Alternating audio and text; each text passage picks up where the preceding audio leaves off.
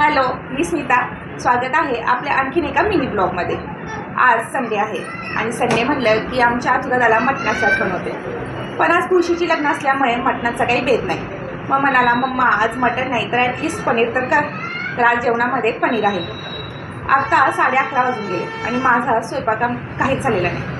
आज संडे असल्यामुळे आज घराची डीप क्लिनिंग सुरू होती. उद्यापासून मंडे, मुलांची शाळा सुरू, माझी OPD सुरू आणि मला पुन्हा असा वेळ मिळणार नाही. त्यामुळे आज घराची पूर्ण डीप क्लिनिंग करून घेतली आहे. त्यामुळे आज थोडासा स्वयंपाकाला उशीरच झाला आहे. तर चला, जास्त वेळ न करता रेसिपी बघूया. पनीर तयार करण्यासाठी एका कढईमध्ये 2 चमचे तेल टाका आणि 1 चमचा बटर टाका. त्यानंतर पीस केलेले पनीर त्यामध्ये फ्राय करून घ्या. त्यावर थोडंसं लाल तिखट आणि मीठ घाला आणि छान परतून घ्या. त्यानंतर परतलेले पनीर एका प्लेटमध्ये काढून घ्या. नंतर त्याच तेलामध्ये तमालपत्र, 2 काळी मिरी, 2 लवंगा टाका आणि नंतर ठेचलेला लसूण टाका. नंतर छान फ्राय करून त्यामध्ये बारीक केलेला कांदा टाका. मी येथे 4 कांद्यांची प्युरी केली आहे. त्यानंतर मीडियम साईज 3 टोमॅटोंची प्युरी करा आणि तो देखील त्यामध्ये ॲड करा आणि छान परतून घ्या. प्युरी छान तेल येईपर्यंत परतेपर्यंत एका वाटीमध्ये दूध घ्या आणि दुधामध्ये सुहाना पनीर टिक्का मसाला घ्या आणि ते छान मिक्स करून घ्या. प्युरीला छान तेल सुटल्यानंतर त्यामध्ये 2 ते 3 चमचे लाल तिखट घाला. नंतर छान परतून घ्या.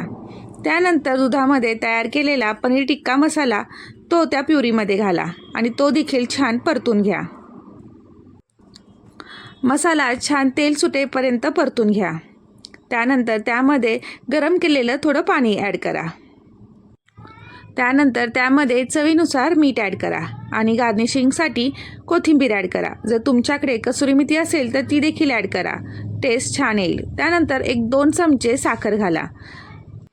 त्यानंतर छान उकळी आल्यानंतर त्यामध्ये पनीर ॲड करा आणि त्यानंतर एक छान 2 ते 3 उकळी आणून घ्या.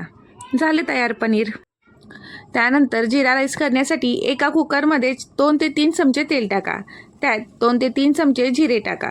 जिरे छान तडतडले की धुतलेला तांदूळ टाका. तांदूळ छान परतून घ्या. त्यानंतर चवीपुरतं मीठ घाला. नंतर तांदूळ पुन्हा एकदा परतून घ्या. त्यानंतर गरजेनुसार पाणी ॲड करा आणि भाताला उकळी येऊ द्या. भात 80% शिजल्यानंतर कुकरला झाकण लावा आणि एक दणकून शिट्टी काढा.